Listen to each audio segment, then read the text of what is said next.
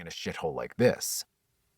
Sitting up straighter, he felt a smile tug at the corner of his lips. Tonight will be the night. At the end of their set, the lead singer did the whole introducing the band thing. On bass, we've got Dylan Anders, and the girls all screamed excitedly. On lead guitar, Maddie Reed. More screaming. And on the drums, Julian Grayson. This time, there was a roar of applause from some of the guys in the audience. And me? I'm Riley Shaughnessy, and you guys have been great. Good night! The guys all moved away from the crowd and began breaking down their equipment, and Mick knew this was where he had to swoop in. If he waited until after they were done and had come back inside to have a drink, he'd lose them to the girls. Standing, he straightened, shook out his limbs a bit, and then strode backstage like he owned the place. He caught up with them in the back alley loading their stuff into a van. It was so cliché, it was almost laughable. But you had to start somewhere, right? Riley turned and noticed him first. That was quite a set you put on out there, he began before holding out his hand. Mick Tyler. Nodding, Riley shook his hand. Riley Shaughnessy. I haven't seen you guys playing anywhere before. Have you been in LA long? About 3 months. He eyed Mick warily.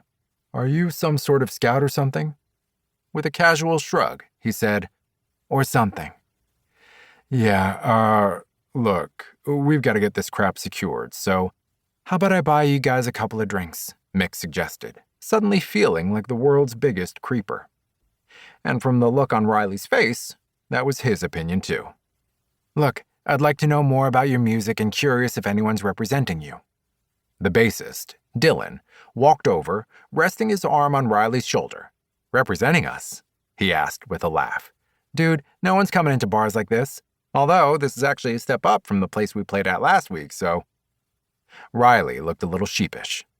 We figured every couple of weeks we'll move up until we get to play places like the Whiskey or the Viper Room or even the Roxy. Then he laughed softly. At least, we hope that's how it works. How what works? Julian, the drummer, asked as he joined them and eyed Mick with a hint of menace. Moving up the LA ladder, Dylan said. We need to pay our dues, but hopefully we can pay them fast. Maddie Reed walked by with an amp and glared at the lot of them. Yeah, no worries, I got this shit. He muttered a string of colorful curses before turning back to them. It would be nice if I didn't have to do all the heavy lifting, you know. This was his opening. You shouldn't have to do any lifting, Mick said confidently. You should be playing bigger clubs, like the Whiskey, and have people moving all your equipment for you. Then he stood a little straighter. And I can make that happen for you. 4 pairs of wide eyes stared back at him before Julian snorted and turned away. Matt went back to grab the last of his guitars, and Dylan wandered off. Only Riley remained. You seriously think you can get us into the Whiskey? He asked cautiously. Absolutely. His eyes narrowed. What's the catch?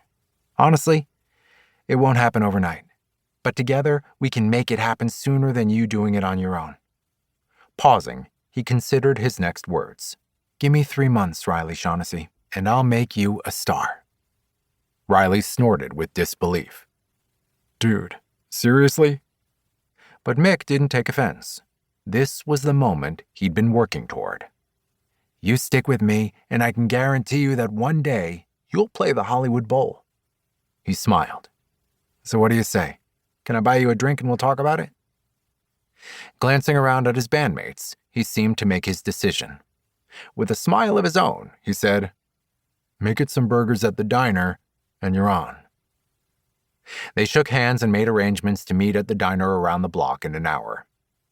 Walking back through the bar and out onto the strip, Mick fought the urge to high-five himself and jump up and down victoriously. As he began to walk down the street, he pulled out his cell phone and thought about how there was only one person he wanted to share this news with. This was a big night, the one he'd been working toward for so damn long, and he needed to share the news with someone. A quick glance at his watch showed it was a little after 5 a.m. on the East Coast.